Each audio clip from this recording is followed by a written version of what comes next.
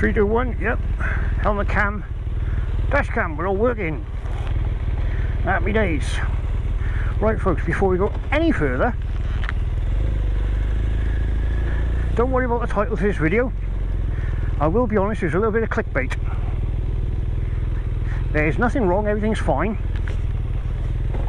Ooh. There is nothing to worry about. It's all good. So, let's get on with today's video. Good morning folks, or should I say good afternoon, because it's a late one today. Good afternoon, how are we doing?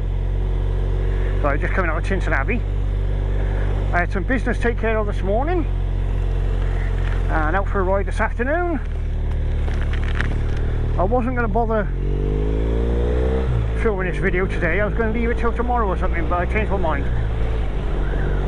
So, subject of today's video, and hence the slightly strange title. Hang on, jack it up a bit, and we're off. I want to talk today about funerals, and not in a morbid sense. Like most of you, I've attended a number of funeral escorts, etc. Obviously we've attended our own friends and families, etc. And some of the comments that often come up during a funeral is, you know, you would have done them proud, or they would have loved this, that, the other. And people say, you know, I wouldn't mind that for my funeral. Well, hang on. Can't be going slow on a twisty road.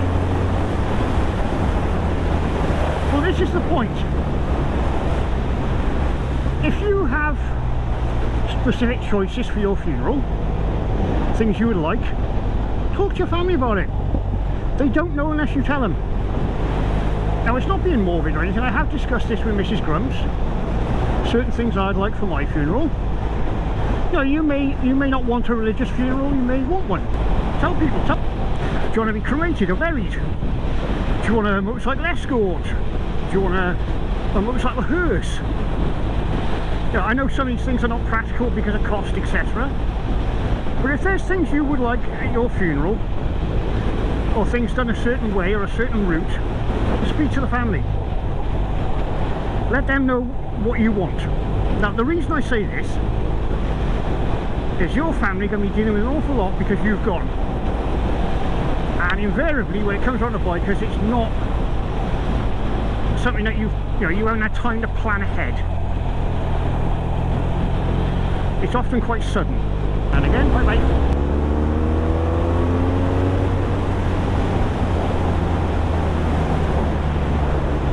Now, I've seen the way families act, the reactions, etc. immediately after someone passes. It's because of what I do for a living. Now, I don't advertise what I do for a living, but I do see, if you like, the aftermath when someone passes, the good and the bad. I've seen families arguing literally an hour after someone's passed about what arrangements need to be made and who needs to be informed, especially when there's ex-partners, etc. involved. And of course, as I said, the vultures start circling, which is the disagreements over who has what. Maybe you own a specific item, tools, rings, jewellery, clothing, something that's of great importance to you that someone in the family would like, or maybe you'd like to leave it to them. In this case, a will comes in handy. The other problem, of course, is sometimes with some families, and I've actually seen this myself, one member of the family is a bit more organised, a bit more with it perhaps, and they will take over the arrangements. Sometimes that's a good thing, sometimes it helps, sometimes it doesn't. You know, sometimes it's good because they will do what everybody else would want. Others take over and do what they think they want, what they think is right, which may not be what you wanted. Again, talk to your family. I say I'm not being morbid or anything, but if you discuss these things with your family in advance, then it takes all the pressure off them. They're dealing with enough, as I say, when you go, be it through illness or whatever, you suddenly get lost, you're lost suddenly, shall we say, or if it's in a period of time. Get your affairs in place, organise your stuff, please. The family are dealing with your loss and everything else that goes with it. The less pressure they have, the less they have to worry about, the easier it is for them. And this is what it's all about. It's not about you. Like me, you've probably got the same attitude. Well, it doesn't really matter, so I won't be there to see it. I'll be long gone. In my case, my attitude, you're just dealing with an empty shell. Me, the person grumps, he's long gone. So wherever it is, we're going afterwards, if there is anywhere. That's your thoughts and beliefs. But all my family has to deal with is my empty shell, what I want done with it. Like I say, I've discussed most of this with Mrs. Grumps, so she has a good idea what's going on. I do have a simple will written up, one of these do-it-yourself jobs from the post office. And I've spoken to Mrs. Grumps about certain items that I own that will go to certain family members. So when I go, she hasn't got to worry about all that. She's got to find where I've hidden all my life insurance policies. Anyway, and there's all the planning and the prep and everything, which is an absolute nightmare as it is. But at least she knows what I would like for my funeral.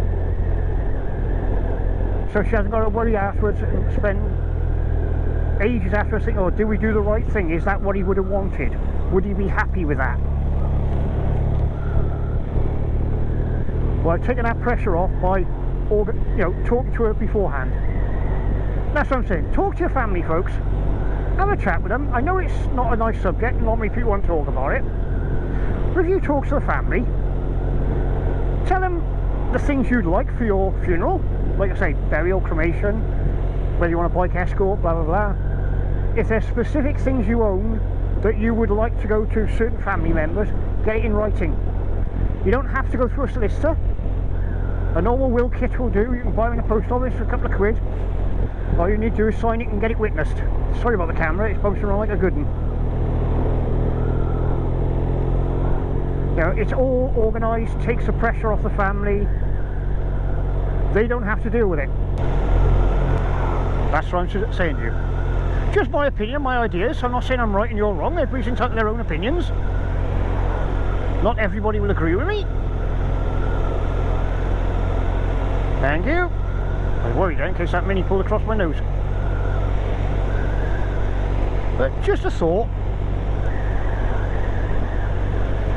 Ease the pressure on your family for when you go. We'll go at some point. Hopefully for all of us, not for a very long time. There we go, folks. That's it. That's today's video. Apologies if the start of the video caused any distress or worry, or you misunderstood, but not the intention. The intention was clickbait. I totally admit it was done on purpose to attract attention to the video, because I think this is a subject that really needs to be sorted, talked about. What can do whatever you want to do. I've still got stickers, by the way, for those who want them. You can see me around, give us a shout. Handful of stickers left.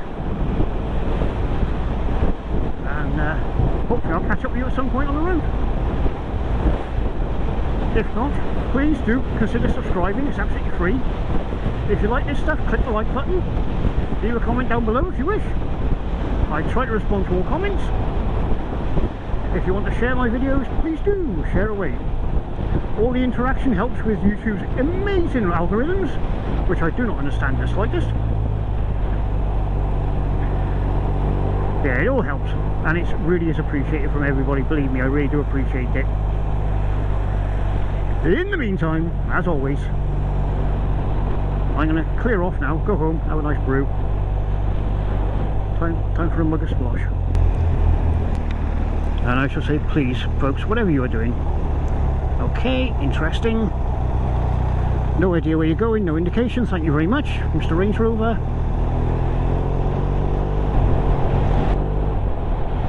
Sorry about that. Right, whatever you're doing folks, please be safe, ride safe and have fun. And of course, as we all know, Mr. Grump does get very grumpy on this bit. Toodles! I've got to put that in. Keep Mrs. Grump happy.